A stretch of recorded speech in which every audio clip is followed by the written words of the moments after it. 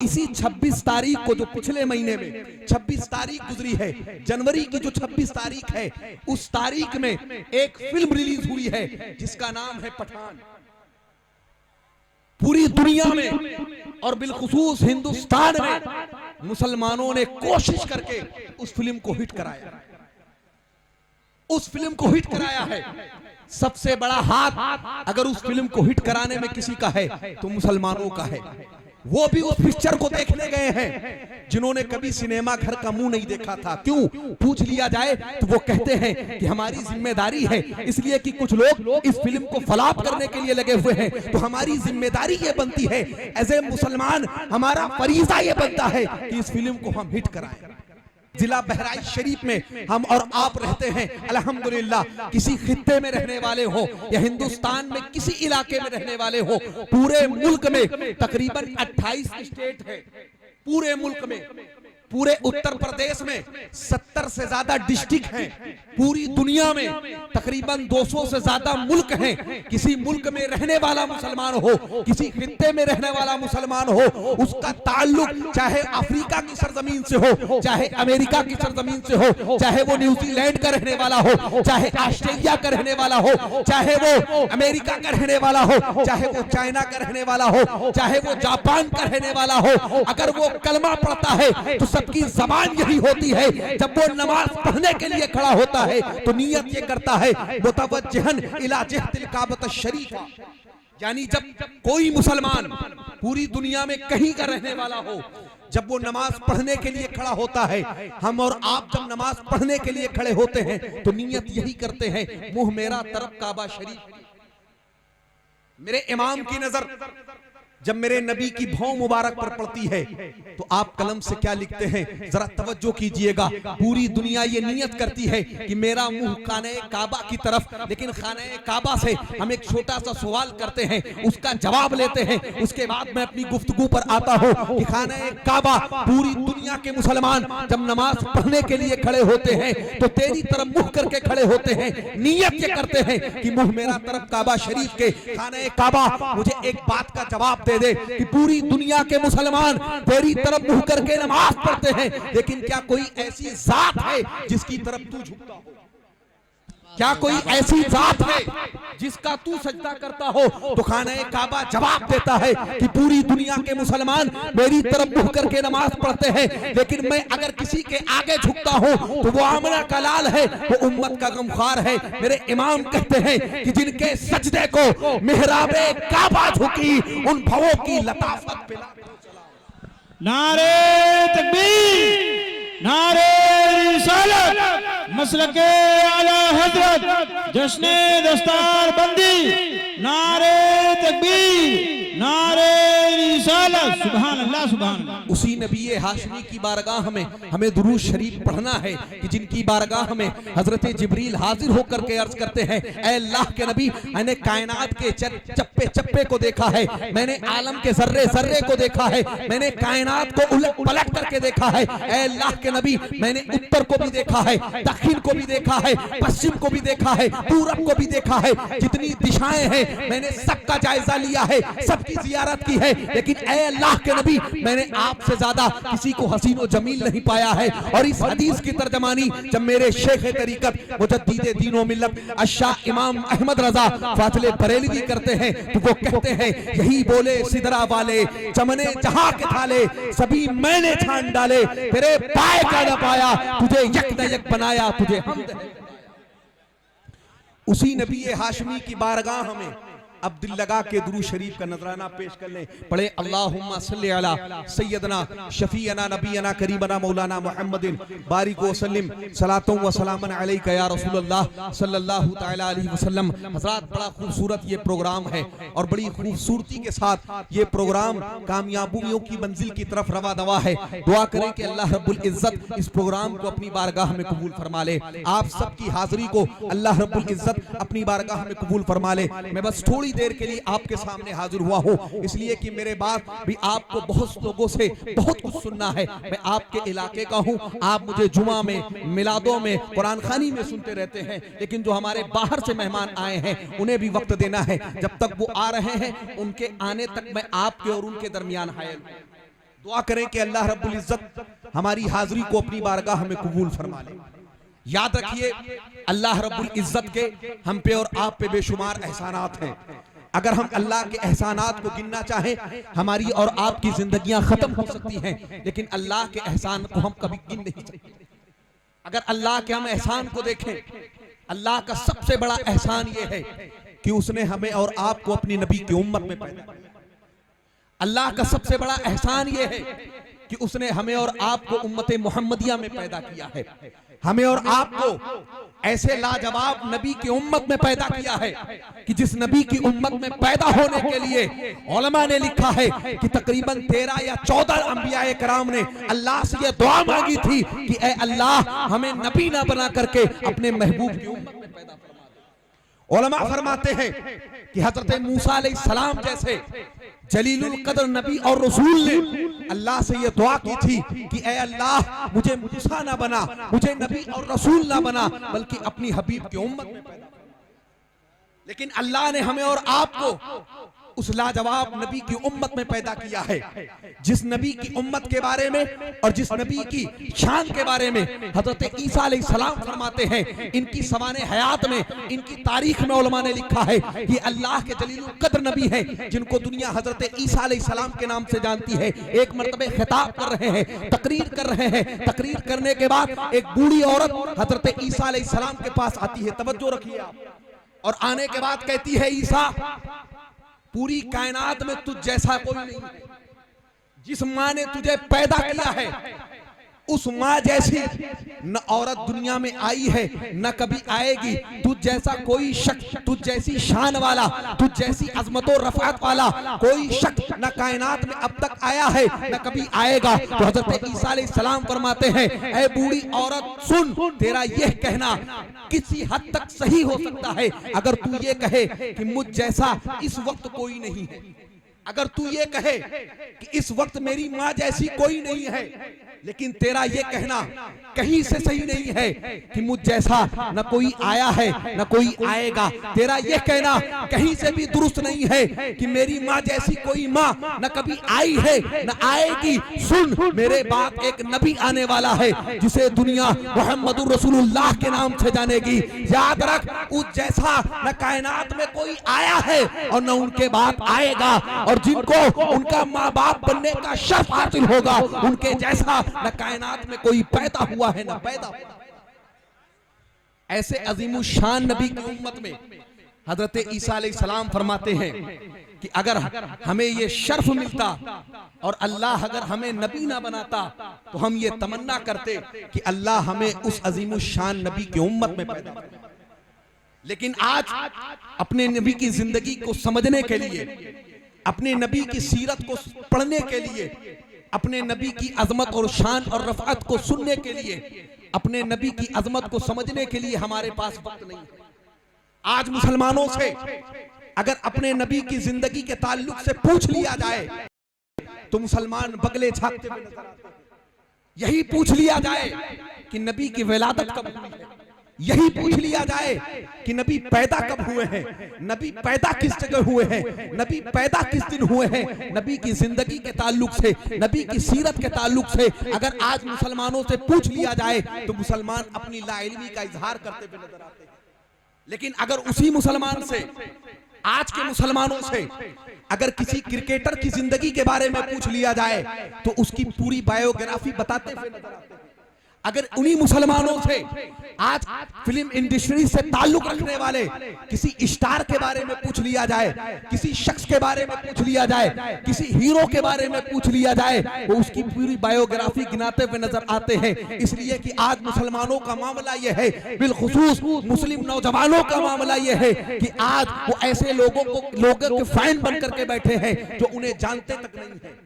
यही वजह है कि जिनका ताल्लुक सोशल मीडिया से है या जो जरा सा भी दुनियादारी के बारे में खबर रखते हैं, जरा सा भी अगर वो न्यूज देखते हैं, जरा सा वो समाज में क्या हो रहा है अगर उससे आगाही रखते हैं, तो उनको मालूम होगा कि इसी 26 तारीख को, जो पिछले महीने में 26 तारीख गुजरी है, जनवरी की जो 26 तारीख है, उस तारीख में एक फिल्म रिलीज हुई है जिसका नाम है पठान। पूरी दुनिया में और बिलखुसूस हिंदुस्तान में मुसलमानों ने कोशिश करके उस फिल्म को हिट कराया, उस फिल्म को हिट कराया है। सबसे बड़ा हाथ अगर उस फिल्म को हिट कराने में किसी का है तो मुसलमानों का है।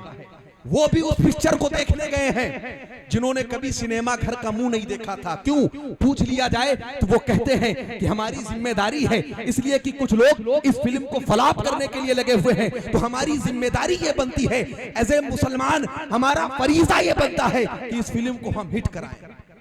याद रखिए, आप मुसलमान हैं, आपका ताल्लुक ऐसे मजहब से है, एक जुमला दे रहा हूं तवज्जो रखिएगा, आपका ताल्लुक ऐसे मजहब से है, चाहे वो कोई फिल्म पठान हो, चाहे जो हो, मजहब इस्लाम एक ऐसा मजहब है दुनिया में बनने वाली हर फिल्म का वो बाइकाट करता है।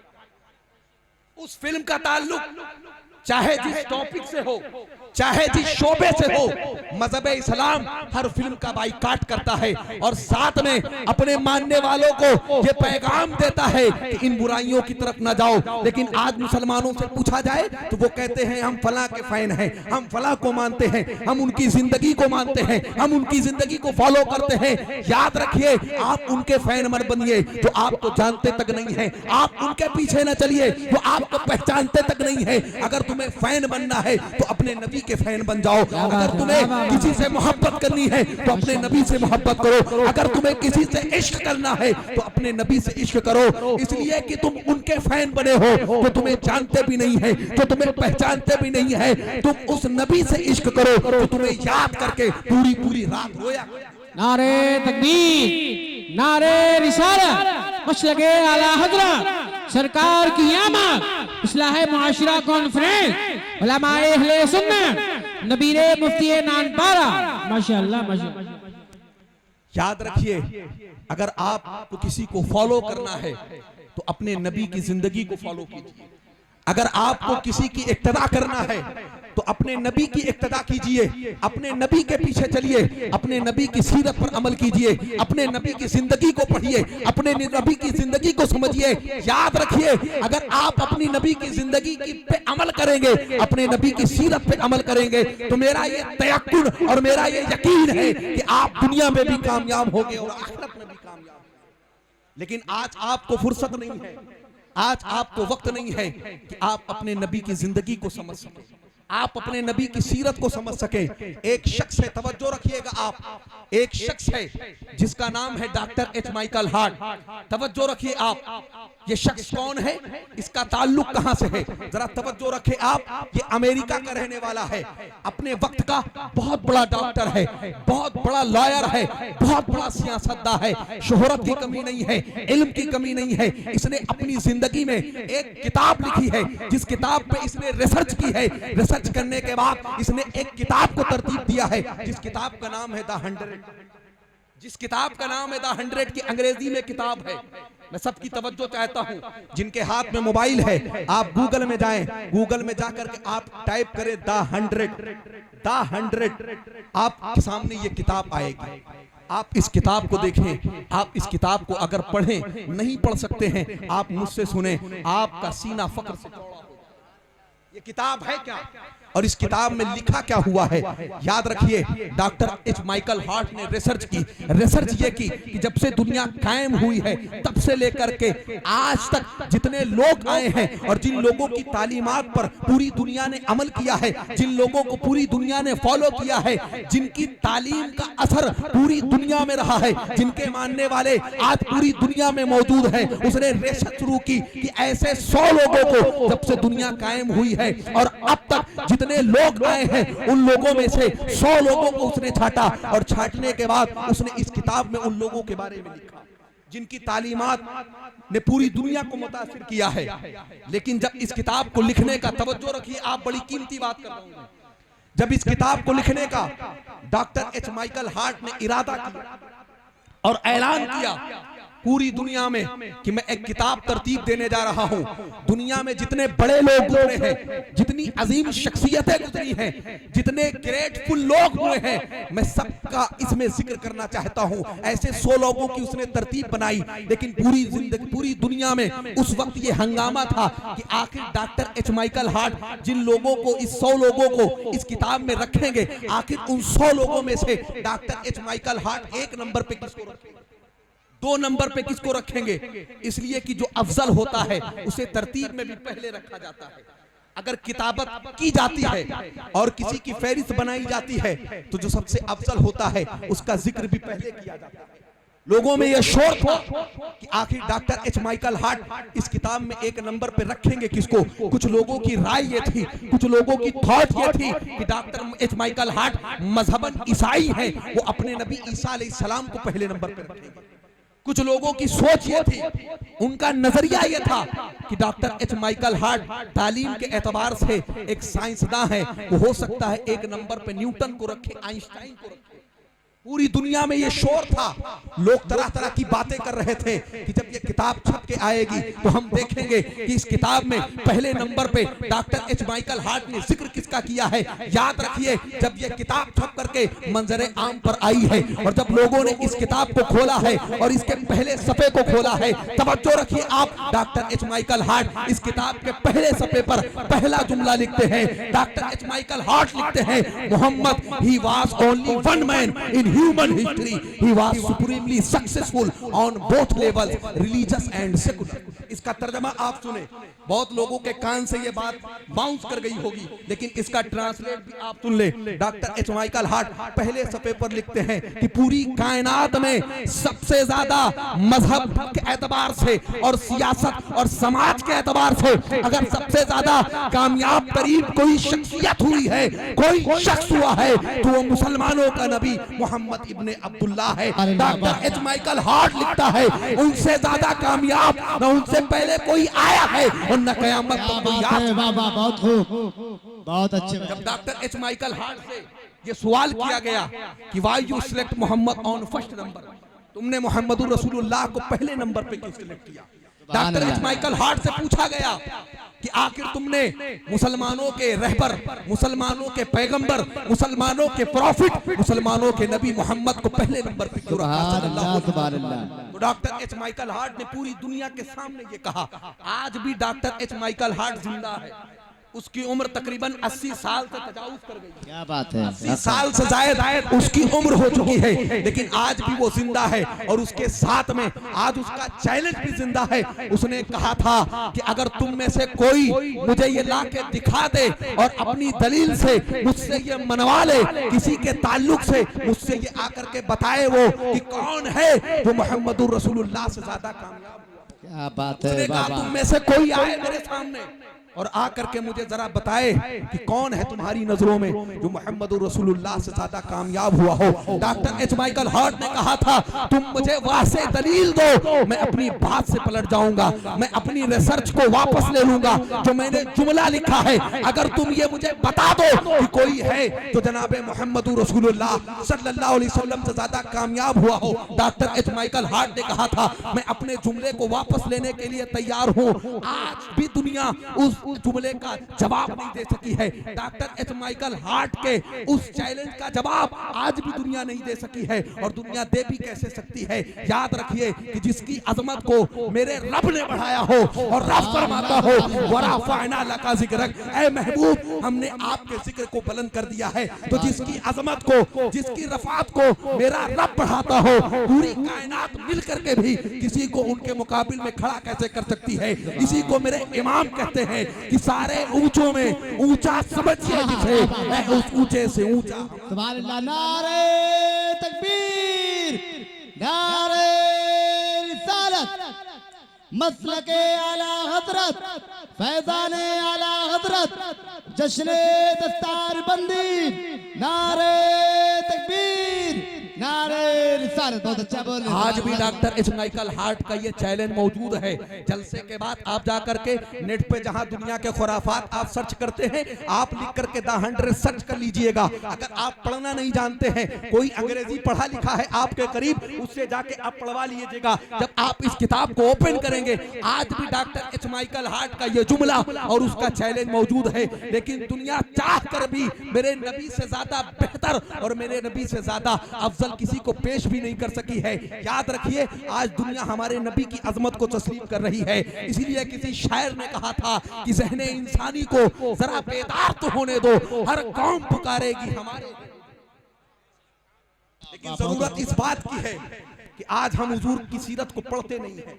जरूरत इस बात की है कि हम अपने नबी की सीरत को पढ़ें, हम अपने नबी की जिंदगी को देखें और अपने नबी की जिंदगी को हम अपने लिए नमूने जिंदगी बनाए, नमूने हयात बनाए। मेरा ये यकीन है कि आप दुनिया में भी कामयाब रहेंगे, आखिरत में भी कामयाब रहेंगे। अभी कुछ दिनों कबल पूरे अखबार की सुर्खियों में ये बात मौजूद थी कि एक ईसाई शख्स इस्लाम लाया, उसने मजहब इस्लाम को एक्सेप्ट किया, वो मुसलमान हुआ। पूरी दुनिया ने उससे पूछा कि आखिर कौन सी ऐसी चीज है कि जिसने तुझे मजहब इस्लाम को कबूल करने के लिए मुतासिर किया है, ऐसी कौन सी चीज है जिसकी वजह से तू ईमान लाया है और तूने मजहब ईसाइयत को छोड़ा है।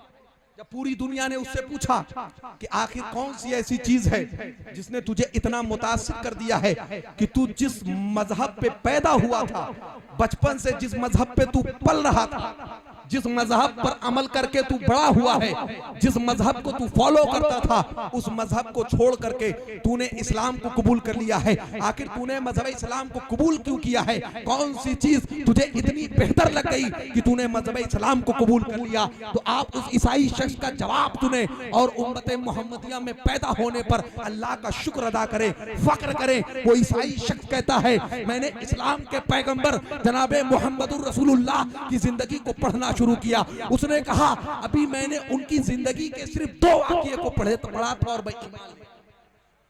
उसने कहा, मैंने उनकी सीरत को पढ़ना शुरू किया, उनकी बायोग्राफी को मैंने पढ़ा, अभी 2 बातें मैंने पढ़ी थी कि मैं ईमान ले आया। उससे पूछा गया वो 2 बातें कौन है? उसने कहा, मैंने जब हुजूर की सीरत को पढ़ना शुरू किया, इस्लाम के प्रॉफिट की सीरत को पढ़ना शुरू किया, तो उसने कहा जब मैंने उनकी सीरत को पढ़ना शुरू किया तो मैंने उनकी सीरत का पहला वाकया जो पढ़ा, वो वाकया आप सुने। वो ईसाई शख्स बयान करता है, जब मैंने नबी की सीरत को पढ़ना शुरू किया तो मैंने देखा कि उनकी जिंदगी का एक वाकया है कि वो अपने सहाबा किराम के साथ तशरीफ फरमा है, सहाबा का मजमा लगा हुआ है, हुजूर तशरीफ फरमा है। एक शख्स भागता हुआ हुजूर की बारगाह में आता है और आकर के अर्ज करता है, ऐ अल्लाह के नबी सल्लल्लाहु अलैहि वसल्लम, मैं बड़ा परेशान हूँ, मैं सुबह से परेशान हूँ। अल्लाह के नबी फरमाते हैं, बताओ मामला क्या है? वो शख्स अर्ज करता है, ऐ अल्लाह के नबी, मेरा इकलौता बेटा है, बड़ी दुआएं मांग करके मैंने अल्लाह से बेटा लिया है, मेरी बीवी का रो रो के बुरा हाल है। अल्लाह के नबी फरमाते हैं, बताओ मामला क्या है? वो शख्स कहता है, ऐ अल्लाह के नबी, मामला ये है कि मेरा इकलौता बेटा सुबह से सुबह हो से ये सुबह मैंने उसके चेहरे को देखा था, काफी वक्त गुजर गया है लेकिन मैंने अपने बेटे को देखा नहीं है, मेरी बीवी का रो रो करके बुरा हाल है। ऐ अल्लाह के नबी, मैंने हर जगह तलाश कर लिया है, जहां भी मुमकिन था मैंने उसे ढूंढा है, ऐ अल्लाह के नबी, लेकिन वो मुझे मिला नहीं है। आप दुआ फरमा दें कि मुझे मेरा बेटा मिले। अल्लाह के नबी दुआ के लिए हाथ उठाने वाले थे कि सहाबा में से एक सहाबी खड़े हुए और खड़े होकर के अर्ज करते हैं, अल्लाह के नबी, मैंने इस शख्स के बच्चे को फला बाग के पास खेलते हुए देखा, फला बाग के करीब मैंने इसके बच्चे को खेलते हुए देखा है। जब उस शख्स ने ये सुना, फौरन सहाबा के मजमे को छोड़ करके वो बड़ी तेजी के साथ बाहर भागा। अल्लाह के नबी ने सहाबा से फरमाया, उस शख्स को रोको। सहाबा ने उस शख्स को रोका, लेकर के हुजूर की बारगाह में आए। हुजूर फरमाते हैं, आपको बड़ी जल्दी है यहाँ से जाने की? वो शख्स अर्ज करता है, अल्लाह के नबी, आप भी बच्चों के बाप हैं, अल्लाह ने आपको भी औलाद जैसी दौलत से सरफराज फरमाया है। ऐ अल्लाह के नबी, एक बाप होने की हैसियत से आप ये समझ सकते हैं कि मेरे दिल में दर्द कितना है। सुबह से मैंने अपने इकलौते बेटे को देखा नहीं है। अल्लाह के नबी, अब मेरा दिल बेचैनो बेकरार है। जब मैंने अपने बच्चे का पता सुन लिया है तो मेरा दिल बस यही चाहता है कि मैं अपने बेटे के चेहरे। वाह वाह वाह, बहुत खूब, सुभान अल्लाह। अल्लाह के नबी ने फरमाया, मैं तुझे तेरे बेटे से मिलने से नहीं हक रोकता, है, हक है। लेकिन मेरी एक बात सुनते जा, उस बात पर अमल कर लेना। वो शख्स कहता है, अल्लाह के नबी फरमाए, हुजूर फरमाते हैं, सुन, जब तू अपने बच्चे के पास जाना, जब अपने बच्चे के करीब पहुंचना, तो अपने बच्चे का जो तूने नाम रखा है वो नाम लेके अपने बच्चे को पुकारना। तू अपने बेटे को बेटा मत कहना। वो शख्स अर्ज करता है, अल्लाह के नबी, वो मेरा बेटा है, अगर मैं उसे बेटा कह दूं तो इसमें मसला क्या है? मैंने नाम तो उसका रखा है, लेकिन मोहब्बत से मैं उसे बेटा कह के पुकारता हूँ। अल्लाह के नबी, अगर मैं उसके पास पहुंचूं और उसे बेटा कह के पुकार लूं तो इसमें क्या? सुभान अल्लाह, हक है। उन्होंने फरमाया, इसमें मसला कोई नहीं है। सुन, इसमें मसला यह है, जब तू उस बाग के पास जाएगा, तवज्जो रखिएगा, इसी एक जुमले को पढ़ करके वो ईसाई शख्स ईमान ले आया। जरा अपने नबी के जुमले को आप सुने। अल्लाह के नबी फरमाते हैं, सुन, मसला यह है कि जब तू उस खेलने वाले बच्चों के करीब जाएगा जिसमें तेरा बेटा खेल रहा है, जिन बच्चों के साथ तेरा बेटा खेल रहा है, मुमकिन है कि उन खेलने वाले बच्चों में कोई ऐसा बच्चा भी हो कि जिसका बाप, हुजूर ने फरमाया, तुम बाग के पास जाओगे, मुमकिन है कि जिन बच्चों के साथ तुम्हारा बच्चा खेल रहा है उसमें कोई ऐसा बच्चा भी हो जो यतीम हो, जिसका बाप ना हो। तुम मोहब्बत से अपने बेटे को बेटा कहकर पुकारोगे। अगर कोई लड़का ऐसा है कि जिसका बाप नहीं है, उसका दिल छलनी होगा कि अल्लाह, काश आज अगर मेरा बाप जिंदा होता तो वो मुझे भी बेटा कहते। बेशक बेशक, हक है। हुजूर फरमाते हैं, तुम अपने बेटे को बेटा कह के पुकार लोगे, तुम्हारे दिल को सुकून मिल जाएगा, तुम्हारे दिल को इत्मीनान मिल जाएगा। लेकिन अगर किसी यतीम का दिल छलनी हो गया तो उसके गम का मतावा तुम्हारे पास नहीं होगा। वो ईसाई शख्स कहता है कि जिस नबी को एक यतीम बच्चे के दिल के टूटने का इतना ख्याल है, उस नबी से अफजल कोई हो नहीं सकता है। और जिस मजहब का पैगाम लेकर के वो आए हैं, उस मजहब से बेहतर कोई मजहब हो नहीं सकता है। वो कलमा पढ़ता है ईमान। और वो दूसरा वाकया अपने नबी की सीरत का बयान करता है। बस आखिरी बात, वो कहता है, मैंने दूसरा वाकया ये पढ़ा कि अल्लाह के नबी सल्लल्लाहु अलैहि वसल्लम मस्जिद नबवी में तशरीफ फरमा थे। एक बूढ़ी औरत हुजूर के पास आई और आकर के हुजूर को इशारे से बुलाया। हुजूर जब उस बूढ़ी औरत के पास गए, और इस वाकये को हजरत उमर इब्ने खत्ताब रिवायत करते हैं। हजरत उमर फरमाते हैं कि जब उस बूढ़ी औरत ने हुजूर को बुलाया, हुजूर उस बूढ़ी औरत के पास गए, हुजूर ने फरमाया, बताओ क्या मामला है? वो बूढ़ी औरत अर्ज करती है, ऐ अल्लाह के नबी, मैं यहाँ आपसे बात नहीं करूंगी, यहाँ से आप बाहर चलिए, मैं अरब के सहरा में, अरब के रेगिस्तान में आपसे गुफ्तगू करूंगी। अल्लाह के नबी उस बूढ़ी औरत की बात सुनने के लिए निकलते हैं। और हजरत उमर फरमाते हैं कि वो अरब की इतनी बड़ी पागल औरत थी जो हुजूर के पास आई थी, जिसके बारे में पूरे इलाके में ये मशहूर था कि ये अरब की सबसे बड़ी पागल औरत है, जिसको देख करके लोग अपना रास्ता बदल देते थे कि अगर इससे मुलाकात हो गई तो इतनी बातें करेगी, इतनी बातें करेगी कि पूरा वक्त खराब करके रखेगी। लेकिन हुजूर उसकी बातों को सुनने के लिए चले गए। हुजूर घंटों उसकी बात सुनते रहे। आप अंदाजा करें, अरब का रेगिस्तान, नीचे गर्म रेत, ऊपर से सूरज की गर्मी। हुजूर घंटों उसकी बात सुनते रहे। वो हुजूर से अपने दिल की बात करती रही। कौन? जिसे पूरा जमाना पागल कहता है। हुजूर उसकी बात सुनते रहे। हजरत उमर फरमाते हैं, मुझे बहुत गुस्सा आया। हजरत उमर इसको रिवायत करते हुए फरमाते हैं, मुझे बहुत गुस्सा आ रहा था। हजरत उमर फरमाते हैं, जब हुजूर उस बूढ़ी औरत की बात सुन के लौटे हैं, हजरत उमर अर्ज करते हैं कि मैंने हुजूर की बारगाह में अर्ज किया कि ऐ अल्लाह के नबी, मुझे उस बूढ़ी औरत पर, उस पागल औरत पर बहुत गुस्सा आ रहा है। तो अल्लाह के नबी ने फरमाया, उमर क्या मामला है? तो हजरत उमर अर्ज करते हैं, अल्लाह के नबी, आप उस बूढ़ी औरत, पागल औरत की बात सुनने के लिए चले गए। हजरत उमर अर्ज करते हैं, ऐ अल्लाह के नबी, उस बूढ़ी औरत को देख करके अरब के लोग अपना रास्ता बदल देते हैं, आपने उसको घंटों वक्त दे दिया। ऐ अल्लाह के नबी, मुझे बहुत गुस्सा आ रहा है। तो हुजूर का जुमला आप सुने। हुजूर फरमाते हैं, ऐ उमर, अगर उसकी बातों को मोहम्मद भी ना सुने तो फिर कौन सुनेगा? हुजूर फरमाते हैं, उमर, अल्लाह ने मुझे रहमतुल लिल आलमीन बना के भेजा है, अगर मोहम्मद भी उसकी बातों को ना सुने तो फिर कौन सुनेगा? हुजूर ने फिर उस बूढ़ी औरत की तरफ इशारा करके फरमाया, ऐ बूढ़ी औरत सुन, जब तेरे दिल में गम ज्यादा हो जाए, दर्द ज्यादा हो जाए, तो अरब के जिस नुक्कड़, जिस चौराहे, जिस जगह पे चाहे ना मोहम्मद को आवाज देना, मैं आऊंगी, और जितना मैं आऊंगा और जितनी देर चाहे ना मुझसे तुम। हुजूर ने फरमाया, ए बूढ़ी औरत सुन, जब तेरे दिल में बातें ज्यादा हो जाए, सुनने वाला कोई ना हो, तो मुझे आवाज दे देना, मैं तेरी बातों को सुनने के लिए आऊंगा। वो ईसाई शख्स कहता है, बस मैंने तुम्हारे नबी की सीरत के 2 वाक़ये को पढ़ा मुसलमानों, मैं उन पर ईमान ले आया। लेकिन आज मुसलमानों का हाल ये है कि उन्हें नबी की न सीरत पढ़ने का वक्त है, न नबी की सीरत सुनने का वक्त है। याद रखिए, ये जलसे इसीलिए किए जाते हैं ताकि आपको आपका इस्लाम समझाया जा सके, आपको आपका ईमान बताया जा सके, आपको अपने नबी की तालीमात बताई जा सके। दुआ करें कि अल्लाह रब्बुल इज्जत हम सब की हाजिरी को कबूल फरमाए। अल्लाह रब्बुल इज्जत हम सबको हुजूर की सीरत पर अमल करने की तौफीक और रफीक अता फरमाए। दुआ करें कि अल्लाह रब्बुल इज्जत जब तक हम जिंदा रहें, हालत ईमान में जिंदा रहें, और जब हमारा खात्मा हो तो खात्मा बिल खैर हो। बस मैं इस शेर के साथ अपने खिताब को समेटता हूँ कि माना कि ज़मीं को गुलजार न कर सके, कुछ खार तो कम कर गए, गुजरे जिधर से हम, वमा अलैना इल्लल बलाग। अस्सलाम वालेकुम।